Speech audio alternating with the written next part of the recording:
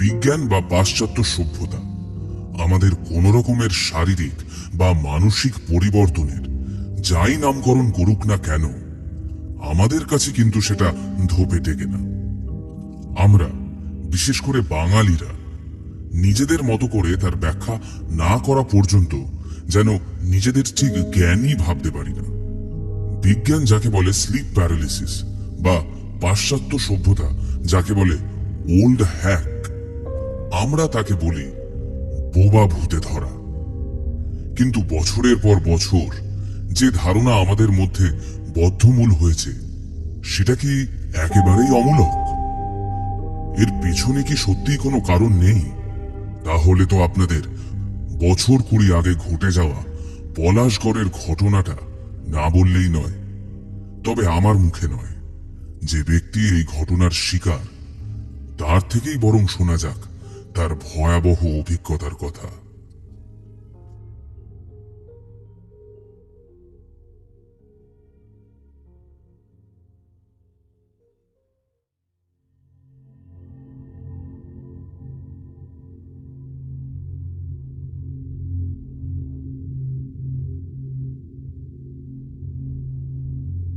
উনিশশো 98 সাল। মাসটা ঠিক মনে নেই, তবে এতটুকু বলতে পারি তখন বেশ ঠান্ডা। ডাক্তারি পড়া শুরু করার সময় বাবাকে কথা দিয়েছিলাম যে জীবনে যত বড় ডাক্তারই হই না কেন, মাসে অন্তত একবার নিজের গ্রামে এসে বিনে পয়সায় মানুষের চিকিৎসা করব। বিগত 20 বছরে কখনো এর অন্যথা হয়নি। গ্রামের সহজ সরল মানুষগুলোর সাথে মাসে ওই একটা দিন আমাকে যেন নতুন করে বাঁচতে শেখাতো। বিনিময় অর্থ না পেলেও পেয়েছি অফুরন্ত ভালোবাসা আর আশীর্বাদ। কুচকানো চামড়ার কাঁপা কাঁপা হাত বহুবার চোখ ভর্তি জল নিয়ে যখন আমার মাথা স্পর্শ করত, তখন নিজেকে পৃথিবীর সবচেয়ে ধনী ব্যক্তি বলে মনে হতো। আমার চোখেও জল আসতো যখন মমতাময়ী কোনো হাত মুখের কাছে নারকেল নাড়ু, কচুর শাক, চুনো মাছের চচ্চড়ি, নলেন গুড়ের পায়েস তুলে ধরত। কিন্তু জীবন সবসময় এক তালে চলে না। ভালোর পাশাপাশি খারাপও ওত পেতে থাকে থাবা বসানোর জন্য। গ্রামে আমি কোনোদিনই নিজের গাড়ি নিয়ে যেতাম না, কারণ সেখানকার সব পথঘাট 4 চাকার উপযুক্ত হলেও ওই জায়গায় চালানোর অভ্যাস না থাকলে বিপদ। তবে এর আরো একটা কারণ আছে। আমার ধারণা ওই সাদামাটা মানুষগুলোর কাছে খুব সাধারণ হতে না পারলে হয়তো ওরাও নিজেদেরকে আমার কাছে মেলে ধরতে সংকোচ বোধ করবে। শীতের ঠান্ডায় সর্দি, কাশি, জ্বর, বাতের ব্যথা তাণ্ডব এত বেশি যে সেদিন আমি যখন গ্রাম থেকে রওনা দিলাম তখন সন্ধ্যা পেরিয়েছে। গ্রাম থেকে রিকশায় চেপে বাস স্ট্যান্ড, সেখান থেকে বাসে চেপে স্টেশন, আর স্টেশন থেকে ট্রেন ধরে একেবারে হাওড়া।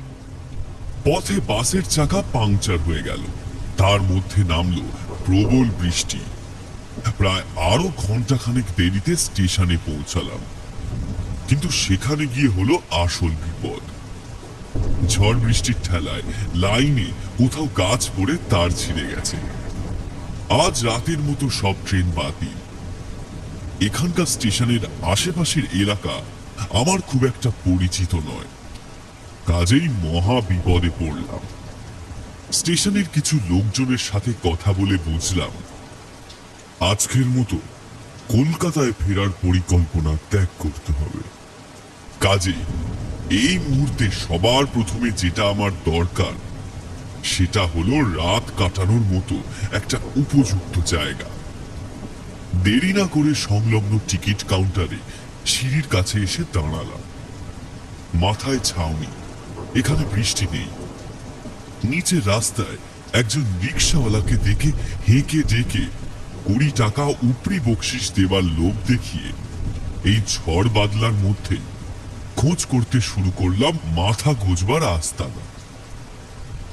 রিক্সা চালকের সাথে আজকে দুরবস্থা নিয়ে একটু কথাবার্তা চলার পর তিনি বললেন, এখানে কাছেই একটা হোটেল আছে বাবু, খুব একটা ভালো না।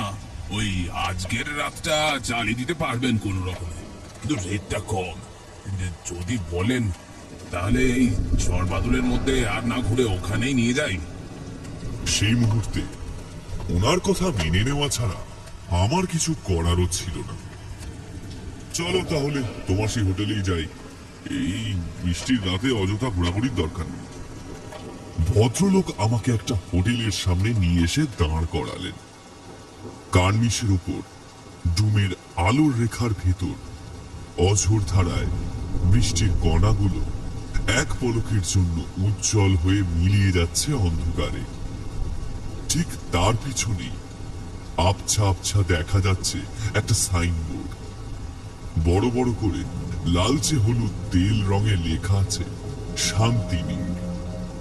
আমি রিক্সা ভাড়া মিটিয়ে ছুটে ব্যাগটা মাথার উপর নিয়ে ভেতরে ঢুকে গেলাম। ভেতরে আলোর আতিশয্য খুব একটা নেই বললেই চলে। কাম করা নীলচে দেওয়ালের উপর দিকে একটা ফ্যাট ফ্যাটে টিউব চলছে। রিসেপশন বলতে একটা লম্বা টানা প্যাসেজের সামনে ছোট্ট কালচে কাঠের টেবিলে একজন বয়স্ক ভদ্রলোক বসে আছেন। শুধু বসে আছেন বললে ভুল বলা হবে, বলা ভালো বসে বসে ঝিমুচ্ছেন। বুঝলাম হোটেলে লোকজন খুব বেশি নেই, তাই কাজের চাপ কম। আমি ভদ্রলোকের কাছে এগিয়ে গেলাম। এই যে শুনছেন, ও দাদা শুনছেন, আমার নাম ডক্টর অপরেশ সেন। আজকে রাতের মধ্যে একটা ঘর পাওয়া যাবে? আমার কথায় ভদ্রলোক খুব অলস ভাবে আমার দিকে তাকালেন। চোখ দুটো লাল, মুখে দেশি মদের গন্ধ। বুঝলাম আমার এতক্ষণ বলা কথাগুলো কোনোটাই ওনার কান পর্যন্ত পৌঁছায়নি। বলছিলাম একটা ঘর পাওয়া যাবে? একটা কেন, যতগুলো চান ততগুলো পাবেন। আপাতত একটা হলেই চলবে, আজ রাতটা চলবে। এক রাত কেন, যত রাত চান তত রাত থাকতে পাবেন। রথের মেলার আগে তো অত ভিড় হয় না। এখন ঘর খালি আছে কি? ভদ্রলোক আমার হাতে একটা লম্বা চাবি ধরিয়ে দিয়ে ডান হাতের তর্জনী দিয়ে দোতলায় যাওয়ার সিঁড়িটা দেখিয়ে দিলেন। আমি অগ্রিম ভাড়ার কথা বলতেই, এখন কিছু লাগবে না, ও কাল যাওয়ার সময় দেবেন। আমি চাবি নিয়ে দোতলায় উঠলাম। দোতলায় সারি দেওয়া বেশ কয়েকটা ঘর। চাবিতে 17 নম্বর দেখে বুঝলাম একদম শেষের ঘরটা আমার। ভেতরে ঢুকলাম। আসবাবপত্র ঘরে খুব বেশি কিছু নেই। একটা বিছানা, পাশে একটা ওই নিচের মতোই কাঠের টেবিল, একটা চেয়ার, একটা দেয়ালে কাঠের তক্তা দেওয়া দেরাজ গোছের। ঘরের সাথে অ্যাটাচ বাথরুম। দোতলার করিডোর থেকে নিচে তাকালে রিসেপশনটা দেখা যায়। সাথে কোনো বাড়তি পোশাক ছিল না আমার, থাকার কথাও নয়, কারণ এমন একটা বিপদে পড়ব কে জানতো। বাথরুম থেকে হাত মুখ ধুয়ে মোটামুটি ফ্রেশ হয়ে নিলাম। সাথে গ্রামের লোকের দেওয়া পাটিসাপটা ছিল খানচারে। ওটাই আজ রাতে আমার ডিনার। কিন্তু সমস্যা হলো বাড়িতে ফোন করে একটা খবর দিতে হবে। তখন ভারতবর্ষে মোবাইল পরিষেবা সবেমাত্র শুরু হয়েছে।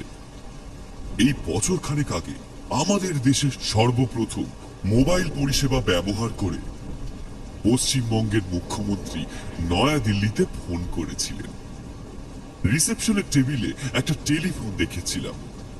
সেখান থেকে একটা ফোন করব ভেবে সবে ঘর থেকে বেরোতে যাব, দুম করে বাইরে থেকে কোথাও একটা বাজ পড়ল।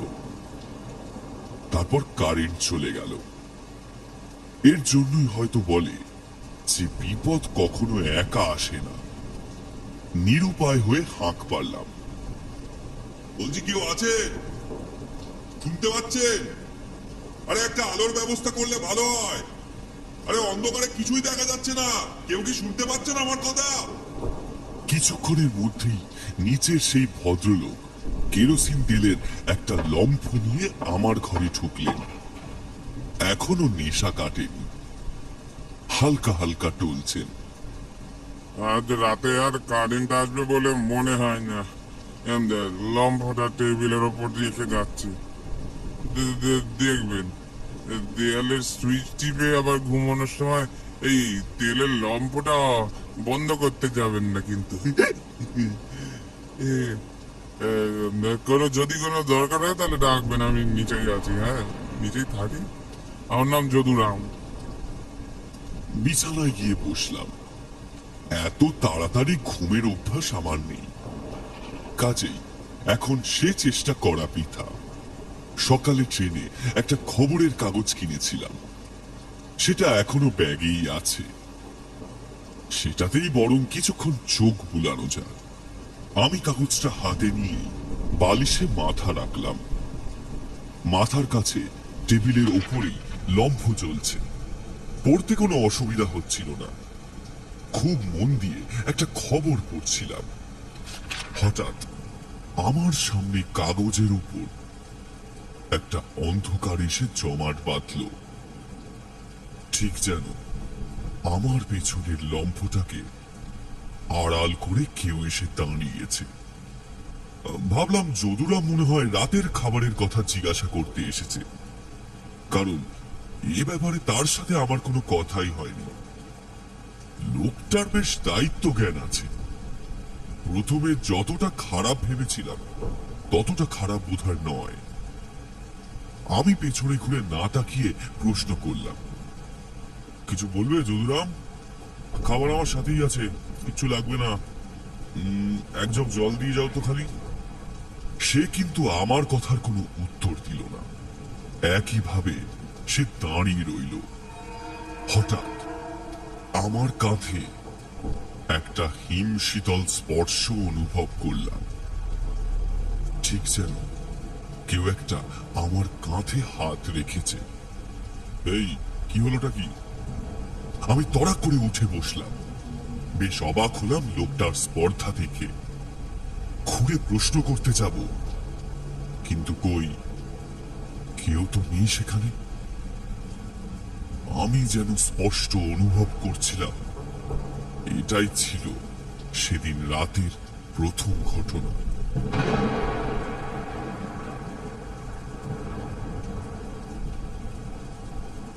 আমি যদি সেদিন সেই মুহূর্তে হোটেল ছেড়ে বেরিয়ে আসতাম, তাহলে হয়তো বুদ্ধিমানের কাজ হতো। অবশ্য একথাও ঠিক যে সে রাতটা ওই হোটেলে না কাটালে জীবনের এক বিশাল অধ্যায় আমার কাছে অজানাই থেকে যেত। পার্থিব আর অপার্থিব জগতের মাঝের ব্যবধানটা হয়তো আমার আজও বোঝা হতো না। প্রথম ঘটে যাওয়া দু একটা অস্বাভাবিক ঘটনা আমরা অনেক সময় মনের ভুল বলে ধরে নিই। আমিও তাই ভেবেছিলাম। কাজেই আমি আবার খবরের কাগজে মন দিলাম। কিন্তু একটা খটকা রয়েই গেল। সেটা মনে নয়, নাকে। কেমন একটা পচা গন্ধ বারবার যেন ধাক্কা মারছিল আমার নাকে। হাসপাতালের মর্গে যে গন্ধটা পাওয়া যায় অনেকটা সেই রকম, কিন্তু ঘরে ঢোকার সময় কোনো গন্ধ তো প্রথমে ছিল না। ঢোকার সময় দেখেছিলাম হোটেলটার পাশে একটা ফাঁকা জঙ্গল মতো জায়গা আছে। সেখানে কিছু পচে টচে গেছে হয়তো। হাত ঘড়িতে সময় দেখলাম রাত 9:30। ঠিক করলাম হাতে যখন কোনো কাজ নেই আর কথা বলার মতো কোনো লোকও নেই, তখন আর রাত না বাড়িয়ে খেয়ে দিয়ে শুয়ে পড়াই ভালো। বাথরুমে ঢুকে হাত ধুয়ে যখন ফিরলাম, তখন ঘটল দ্বিতীয় ঘটনাটা। টয়লেটে যাওয়ার আগে আমি কাগজটা ভাঁজ করে বিছানার উপরই রেখে গিয়েছিলাম, সেটা আমার স্পষ্ট মনে আছে। কিন্তু এখন সেটা রাখা আছে টেবিলের পাশের চেয়ারটার উপর, সেটাও আবার খোলা এলোমেলো অবস্থায়। আমি ধীরে ধীরে এগিয়ে সেটা হাতে তুলে নিলাম, কিন্তু যে জিনিসটা আমাকে সবচেয়ে বেশি অবাক করলো সেটা হলো আমি এতক্ষণ যে খবরটা পড়ছিলাম সে জায়গাটা ছেঁড়া। একটা পেপারকে মেলে ধরে মধ্যিখান দিয়ে হাত ঢুকিয়ে দিলে যেরকম হয় সেরকম। আর্টিকেলটা ছিল একটা মার্ডার কেস। কোনো এক মাঝ বয়সী ব্যক্তিকে মুখে বালিশ চাপা দিয়ে খুন করা হয়েছে। তাহলে কি যদুরাম এসেছিল ঘরে? যদুরামের কথা মনে পড়তেই আমার মনে পড়ল বাড়িতে একটা ফোন করা হয়নি। যদুরাম শুয়ে পড়ার আগে এক্ষুনি একবার নিচে যেতে হবে। আমি টেবিলের লম্ফটা হাতে নিয়ে দোতলার করিডোর থেকে নিচে উঁকি মেরে দেখলাম রিসেপশনের টেবিলের উপর একটা হ্যারিকেন জ্বালিয়ে যদুরাম তখনও বসে আছে। আমি নিচে নেমে এলাম, কিন্তু তাকে ফোনের কথা বলতে গিয়ে দেখলাম সে আর সেখানে নেই। অবাক কাণ্ড, সিঁড়ি দুটো বাঁকের মধ্যে মানুষটা গেল কোথায়?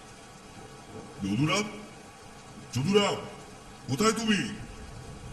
আমাকে একটা ফোন করতে হবে। এ যদুরাম, তুমি কোথায়? ফাঁকা লবির ভিতর আমার আওয়াজটা যেন চার দেওয়ালে ধাক্কা খেয়ে আবার আমার কাছেই ফিরে আসছে। কিছুক্ষণের মধ্যে আমার ডান দিক থেকে খট করে একটা আওয়াজ পেলাম। তাকিয়ে দেখলাম সেদিকের একটা ঘরের দরজা খুলে যদুরাম বেরিয়ে এলো। বেচারা এই বৃষ্টি মাখা রাত্রে নেশা করে তাড়াতাড়ি ঘুমিয়ে পড়েছিল। ঘুম জড়ানো ভাঙা ভাঙা গলায় আমাকে প্রশ্ন করল, আপনি কি আমাকে ডাকছিলেন? কিছু লাগবে আপনার? আমি যদুরামকে একবার আপাদ মস্তক ভালো করে দেখলাম। দেখে যা বুঝলাম তাতে লোকটা সত্যি এতক্ষণ ঘুমাচ্ছিল। কিন্তু প্রশ্ন হলো, আমার চোখ কি তবে উপর থেকে এতটাই ভুল দেখলো? যদিও লোডশেডিং, তবুও তোর রিসেপশনের টেবিলটাতে হ্যারিকেন জ্বলছিল। হ্যাঁ, ডাকছিলাম। আর একটা ফোন কল করতে হবে। আমি যে রাতে বাড়ি ফিরতে পারবো না সেটা বাড়িতে একবার জানাতে হবে। এই ফোনটা থেকে করা যাবে? নিশ্চয়ই, কেন পারবেন না? কিন্তু এখন তো লোডশেডিং, কারেন্ট চলে গেছে। কারেন্ট দিলে ফোন করবেন না হয়। হ্যাঁ, আমাকে ডাকতে হবে না, নিচে নেমে এসে নিজেই ফোন করে নিয়ে রেখে দেবেন। বাইরে ঝড় বন্ধ হচ্ছে, তাই তাড়াতাড়ি ঘুমিয়ে পড়েছি। কথা শেষ করে যদুরাম হাসি মুখে বিদায় নিল। এখন লোডশেডিং, ফোন করে কি হবে? অগত্যা লম্ফটা হাতে নিয়ে ফিরতে যাব। হঠাৎ আমার নজর আটকে গেল রিসেপশনের কাঠের টেবিলের উপর। সামান্য ঝুঁকে পড়ে ভালো মতো দেখলাম সেদিকে। কাঠের টেবিলের উপর সুচালো কিছু একটা দিয়ে কেউ একটা নম্বর লিখে রেখেছে, 17। আশ্চর্য, এটা তো আমার ঘরের নম্বর। যেমন আনমনে বাচ্চারা অনেকটা স্কুলের বেঞ্চে করে থাকে, এখানে এতগুলো ঘর থাকতে শুধুমাত্র এই নম্বরটাই লেখা কেন? আমি ওখানে আর সময় নষ্ট না করে সোজা উপরে উঠে এলাম। দোতলার সিঁড়িটা যেখানে শেষ হয়েছে সেখান থেকে আমার ঘর পর্যন্ত আসতে গেলে না চাইলেও নিচে রিসেপশনটা চোখে পড়ে। কিন্তু এবার আমার সাথে যা ঘটল তাতে এই প্রথম যেন ভয় কাকে বলে সেটা অনুভব করলাম। রিসেপশনের দিকে চোখ পড়তে আমি দেখলাম আবার কেউ একজন বসে আছে সেখানে। শুধু তাই নয়, তার হাতে কিছু একটা দিয়েই সে আঁকি বুকি কাটছে টেবিলের উপরে। আমি পাথরের মতো কিছুক্ষণ দাঁড়িয়ে সেটা লক্ষ্য করলাম। হঠাৎ তার হাতের চলন থেমে গেল। ঠোঁটের কোণায় একটা কুটিল হাসি নিয়ে সে ধীরে ধীরে তাকালো আমার দিকে। সে কি? এটা তো যদুরাম। কিন্তু কিন্তু সেটা কি করে সম্ভব? আমি তো তাকে এইমাত্র নিজের চোখে ঘুমোতে যেতে দেখলাম। এতটা দূর থেকেও লোকটার চোখ দুটো আমার শরীরের বরফের মতো একটা কনকনে শিহরণ জাগিয়ে দিল। কেমন যেন প্রাণহীন সাদা দুটো চোখ, তাতে হ্যারিকেনের ঘোলাটে শিখা হিংস্রভাবে লিক লিক করছে। আমি তাড়াতাড়ি ঘরে ঢুকে দরজা বন্ধ করে দিলাম। এইরকম ভয়ানক দৃশ্য আমি এর আগে কখনো দেখেছি বলে আমার মনে পড়ে না। নিজের হৃৎপিণ্ডের শব্দটাও যেন তখন নিজে শুনতে পাচ্ছিলাম। গলা শুকিয়ে কাঠ হয়ে গেছে আমার। তাড়াতাড়ি নিজের ব্যাগ থেকে বোতল বের করে জল খেলাম কিছুটা।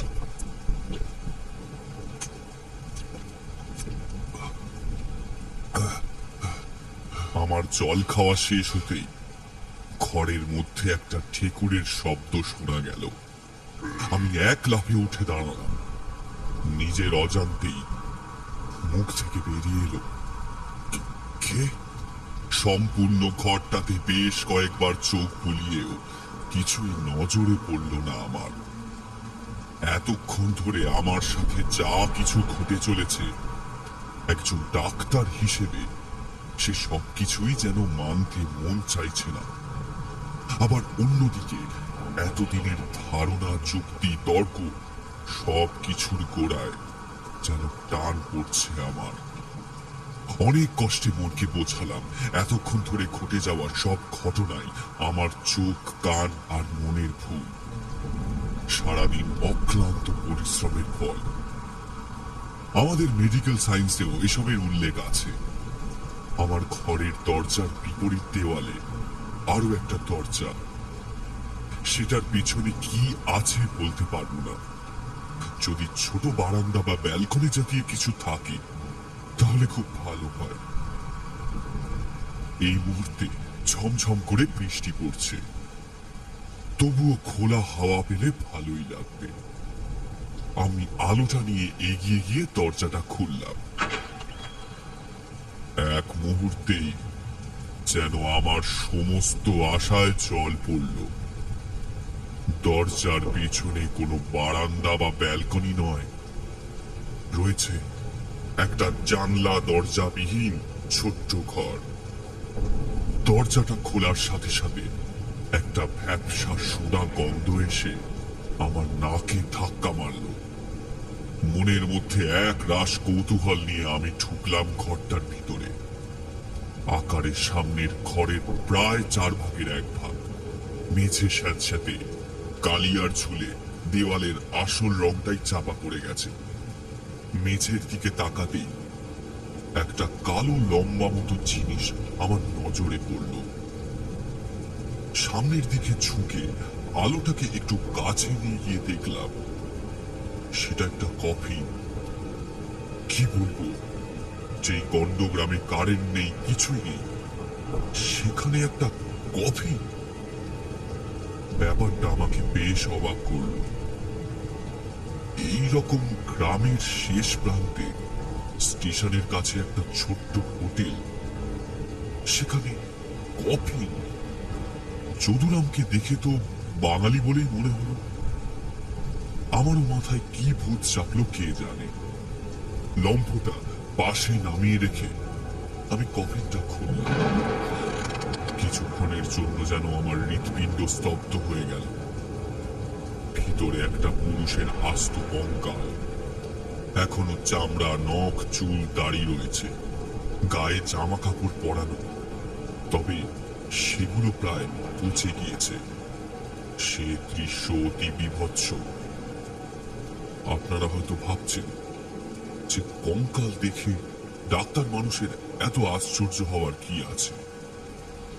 আপনাদের ভাবনা অমূলক নয়, কিন্তু এমন একটা জায়গায় কফিনের ভেতর কোনো কঙ্কাল এভাবে যত্ন করে রাখাটা কি খুব স্বাভাবিক? আমার বিদ্যা যতদূর কাজ করে তাতে বুঝলাম সেটা খুব বেশি বছরের পুরনো নয়। মনে মনে স্থির করলাম সোজা নিচে গিয়ে যদুরামকে এই বিষয়ে প্রশ্ন করব। সে জানবে না এটা হতে পারে না। এখানে একটা কথা বলে রাখা দরকার। কফিনের ডালার ছিটকিনিতে একটা তালা ঝুলানো ছিল, যদিও তালাটা খোলা। আমি সেটাকে খুলে মেঝেতে নামিয়ে রেখে ডালাটা খুলেছিলাম। আমি কফিনের ডালাটা সম্পূর্ণ খোলা রেখেই যদুরামের ঘরের দিকে রওনা হলাম। কিন্তু ছোট্ট ঘরটা থেকে বেরিয়ে আমার ঘরের প্রায় অর্ধেকটা আসতেই পেছন থেকে যেন একটা খট করে শব্দ হলো। শব্দটা এসেছে ছোট ঘরটা থেকে। আমি এক মুহূর্তের জন্য দাঁড়িয়ে পড়লাম, তারপরেই ছুটে বেরিয়ে গেলাম ঘর থেকে। নিচে নেমে যদুরামের দরজায় সজোরে করাঘাত করতে লাগলাম। যদুরাম, যদুরাম, দরজা খুলো, বেরিয়ে এসো তাড়াতাড়ি। যদুরাম, শুনতে পাচ্ছ? আরে বেরিয়ে এসো ঘর থেকে। কি হলো? এমন ভাবে ডাকছেন কেন? ডাকছি কি আর সাধে? এটা তুমি আমাকে কোন ঘরে থাকতে দিয়েছো? পাশের ঘরের কফিনে ওটা কার ডেড বডি? আমার মুখের কথা শেষ না হতেই যদুরামের নেতিয়ে পড়া ঘুমন্ত শরীরটা যেন পলকে টান টান হয়ে গেল। আমাকে প্রায় এক প্রকার ধাক্কা মেরে সরিয়ে সে দোতলার দিকে দৌড় দিল। আমি তার পিছু নিলাম এবং বুঝলাম আমার ধারণা ভুল নয়। যদুরাম সবটা জানে। সে যখন আমার ঘরের দরজার কাছে, আমি তখন সিঁড়ির শেষ ধাপটায় পা দিয়ে দোতলার করিডোরে উঠেছি। এ আপনি কি করেছেন? কথাটা ঘরের চৌকাঠ থেকেই দাঁড়িয়ে বলল যদুরাম। আমার মুখ দিয়ে কোনো উত্তর বের হলো না। আমরা দুজনে গিয়ে দাঁড়ালাম সেই ছোট্ট ঘরটার সামনে। কিন্তু কি আশ্চর্য, আমি কফিনের ডালাটা খোলাই রেখেছিলাম, কিন্তু এখন সেটা সম্পূর্ণ বন্ধ। শুধু এতটুকু হলেও মনকে সান্ত্বনা দেওয়া যেত। কিন্তু ডালার বাইরের তালাটা প্রথমে যে অবস্থায় ঝুলছিল এখনো তাই আছে। এর মধ্যে তো আর কেউ আসেনি। আমি আর যদুরাম একসাথেই এই ঘরে ঢুকেছি। এটা কে বন্ধ করলো? আপনি এটা খুলেছিলেন? হ্যাঁ, মানে এই জায়গায় কফি। আরে দূর মশাই, আপনারটা দেখি। আর কফিন মানে ওই গোড়াদের যাতে পুড়ে ওই মাটি দেয়? হ্যাঁ, আরে না মশাই, এটা একটা কাঠের পেটির বাক্স, এই হোটেলেরই। এটার মধ্যে একটা মানুষ। জানি জানি, আপনি কেন খুললেন? যদুরাম এই বলে আবার তালাটা সরিয়ে রেখে তালাটা খুলল। ভিতরটা একেবারে খালি। কোথায় সেই কঙ্কাল? কিচ্ছু নেই, একেবারে ফাঁকা। এবার সত্যি আমি ভয় পেয়ে গেলাম। এমন ভয় যা অন্য সব অনুভূতিকে গৌণ করে দেয়। স্থান, কাল, পাত্র, পরিস্থিতি উপেক্ষা করে যে ভয় মাথাছাড়া দিয়ে ওঠে সেই রকম। এমন সময় বাইরে অন্ধকার করিডোরের কাছে একটা শীতল পায়ের শব্দ ভেসে এলো আমাদের কানে।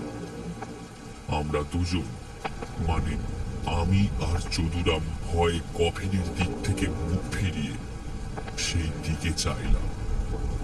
টেবিলের ওপর লম্ফটার আলো ঠিক দরজার বাইরে দেয়ালে গিয়ে পড়েছে, আর কিছুটা মেঝেতে গিয়ে। সেই পায়ের শব্দটা আরো কাছে এগিয়ে আসছে।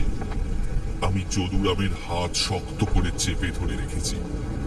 আমাদের চোখের সামনে সেই চিহ্ন জামা কাপড় পরা কঙ্কালখানা অন্ধকার করিডোর দিয়ে দরজার এপাশ থেকে ওপাশ হেঁটে চলে গেল।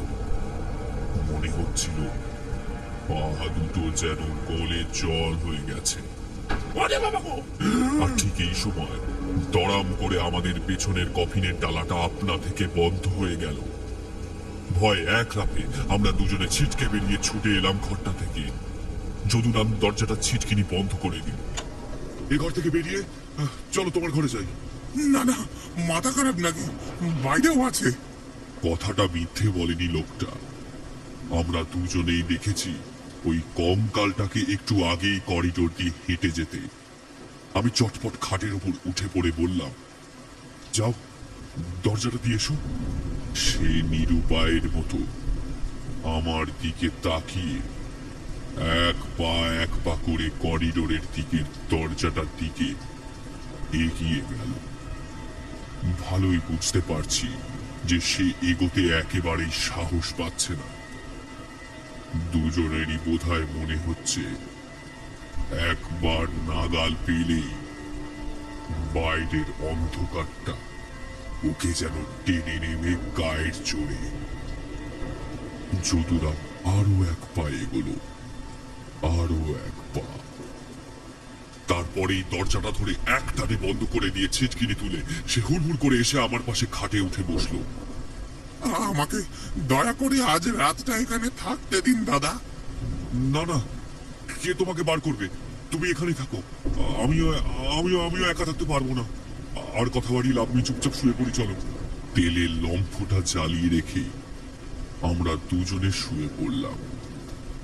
বাইরে তখনও বৃষ্টি পড়েই চলেছে।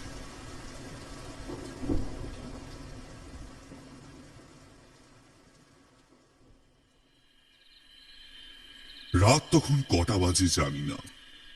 হঠাৎ করে ঘুমটা ভেঙে গেল। আমার মুখে একটা প্রচন্ড চাপ অনুভব করলাম। দম বন্ধ হয়ে আসছে, সারাটা শরীর যেন যন্ত্রণায় কুঁকড়ে যাচ্ছে। হৃৎপিণ্ডটা বুক ফেটে বেরিয়ে যাবে বোধহয়।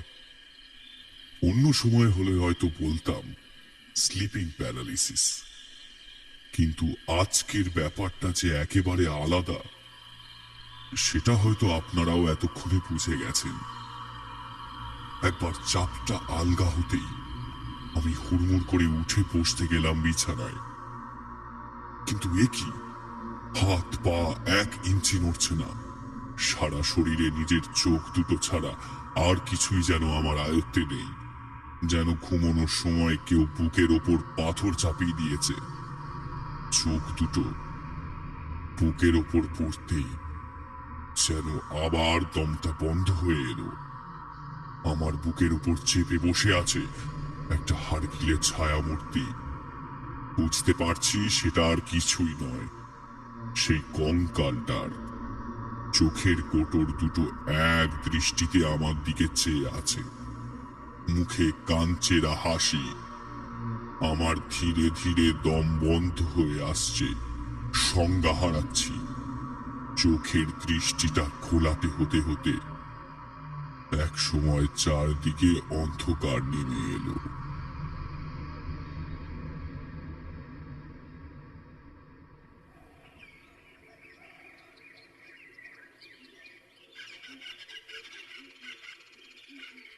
বাইরে থেকে পাখির ডাক কানে আসতেই আমার ঘোরটা কাটলো।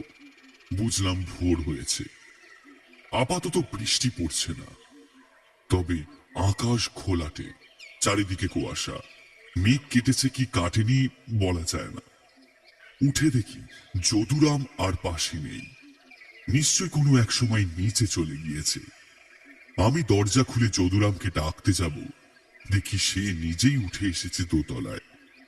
বুঝতে বাকি রইল না যে সেও বোধহয় সারা রাত দু চোখের পাতা এক করতে পারেনি। আপনি ঠিক আছেন তো? কাল রাতে আর কিছু? আমি তাকে থামিয়ে বললাম, না না, আর কিছুই হয়নি, ঘুমিয়ে পড়েছিলাম। আর এলেই যখন তখন এক কাপ চা নিয়ে আসতে পারতে। আমি আপনার জিনিসপত্র নিয়ে নিচে নামিয়ে দিচ্ছি। চা তৈরি করছি, ওখানেই বরং নিচে বসেই সব কথা হবে।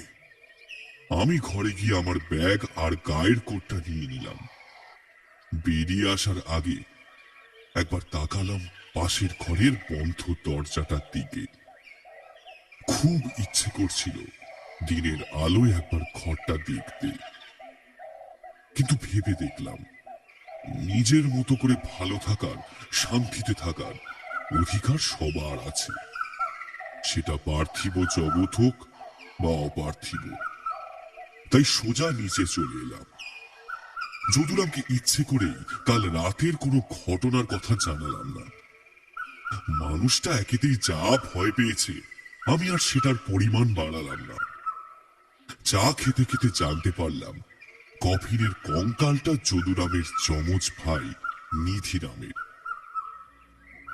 নিধিরাম আর যদুরাম দুজনেই একসাথে এই হোটেলেই কাজ করত। একবার ওই 17 নম্বর ঘরে 3 জন বোর্ডার আসে। ঘরের দরজাটা বন্ধ ছিল। জলের জগ নিয়ে ঢুকতে গিয়ে নিধিরাম দেখে 3 জন ব্যাগ থেকে টেবিলের ওপর বড় বড় সোনার বিস্কুট বার করে রাখছে। এরা মার্কা মারা আসামি, মাথা ঠান্ডা। প্রথমটায় ওরা কিছু বলল না, নিধিরামকে চুপচাপ ঘরে ঢুকতে দিল। তারপরেই জলের জগখানা রাখতেই তাকে ধরে বেঁধে মুখে বালিশ চাপা দিয়ে খুন করে। তার মানে আমি যাকে দেখেছিলাম সেটা যদুরাম নয়, তার ভাই নিধিরামের আত্মা। পুরো ব্যাপারটাতে হোটেল মালিকের হাত ছিল। ওই রাতেই 4 জন মিলে একটা বড় কাঠের পেটিতে নিধিরামের দেহটাকে পুড়ে হোটেলের পিছনে পুঁতে দেয়। মালিকের সাহায্যে 3 জন পালিয়ে যায়। হোটেলের মালিক যদুরামকে শাসিয়ে প্রাণের ভয় দেখিয়ে চুপ করিয়ে রাখে। কিন্তু ঠিক 2 রাত পরে হোটেলের মালিকের মৃতদেহ পাওয়া যায় ওই 17 নম্বর ঘরে, যেন কেউ দম বন্ধ করে মেরেছে। পাশেই পড়ে আছে একটা কোল বালিশ। এরপর মালিকের পরিবার হোটেলটা বিক্রি করে দিতে চায়। এদিকে নিধিরাম আর যদুরাম 2 ভাই মিলেই কিছু পুঁজি সঞ্চয় করেছিল। ইচ্ছে ছিল একদিন নিজেদের একটা হোটেল খোলা। যদুরাম সেই টাকা পয়সা দিয়ে আর নিজের কিছু জমি জমা বিক্রি করে হোটেলটা কিনে নেয়। কিন্তু এরপর থেকে আস্তে আস্তে এই তল্লাটে চাউর হয়ে যায় যে এই হোটেলে রাতে কেউ থাকতে পারে না। অনেকেই রাত্রে থাকতে এসে এখানে নিধিরামের দেখা পায়। লোকের মুখে মুখে ছড়িয়ে পড়ে যে রাতে নাকি এখানে নিধিরাম ঘুরে বেড়ায়। কিন্তু কঙ্কালটা ওই ঘরে কেন রেখে দিয়েছো? আসলে দাদা, এই হোটেলটা ছিল আমার ভাইয়ের প্রাণ। কোনো কাজে কোনো ত্রুটি ছিল না তার। কখনো ছুটি নিয়ে বাড়ি পর্যন্ত যেত না, কেবল আমি একা যেতাম। তাই ভাবলাম যতদিন বেঁচে আছি 2 ভাই মিলে এখানেই থেকে যাই। বিয়ে শাদী তো কিছুই করিনি। সেদিন রাতে ভুল করে, মানে একটু বেশি নেশা করে আপনাকে চাবিটা দিয়ে ফেলেছিলাম ওই ঘরের। আমি ছাড়া ও ঘরে আর কেউ যায় না, যেতে দিই না। নিধু পছন্দ করে না। আসলে কাল রাতে পেটে একটু বেশি পড়ে গিয়েছিল। আর লোডশেডিং হওয়ার পর আপনার ঘরে গিয়েছিলাম যখন, তখনও বুঝতে পারিনি যে 17 নম্বর ঘরে আছেন। কথা শেষ করে যদুরাম মাফলারের কোণটা দিয়ে চোখ মুছল। সেদিন রাতের জন্য কোনো ভাড়া সে আমার কাছ থেকে নেয়নি। হোটেলের বড় গেটটা পর্যন্ত সে আমার সাথে এসেছিল। বাইরে এসে দেখলাম একটা বাচ্চা ছেলে রকমারি ফুল বিক্রি করছে। সেখান থেকে 1 তোড়া কিনে যদুরামের হাতে দিয়ে বললাম, ফুলগুলো আপাতত কফিনের উপর রেখে দিও, আর যে চলে গেছে তাকে এইভাবে ধরে রাখতে নেই। তুমি ওর দেহটা সৎকার করার ব্যবস্থা করো, আর তাকে আমার শ্রদ্ধা জানিও। বলো যে বোবা ভূত কাকে বলে সেটা এখন ডাক্তার শিখে গেছে। আমার হাত থেকে তোড়াটা নেবার সময় যদুরামের চোখের কোণা দুটো আরো একবার ঝিকঝিক করে উঠল, হয়তো আমারটাও। তাই আর কথা না বাড়িয়ে আমি রওনা দিলাম। সেদিনের পর থেকে বেশ কয়েক মাস আমি সেই বোবা ভূতের স্বপ্ন দেখতাম। শ্বাস আটকে যাওয়ার মতো কোনো কষ্ট কিন্তু আমার হতো না। আমি দেখতাম যদুরামের মতো কেউ একজন হাতে সেই ফুলের তোড়া নিয়ে হাসি মুখে অন্ধকার ঠেলে এসে দাঁড়িয়েছে আমার সামনে। এ কি আমার স্লিপিং প্যারালিসিস নয়, বোবা ভূত ভাবতেই বেশি ভালো লাগে। একজন সৎ নিষ্ঠাবান লড়াকু বোবা ভূত।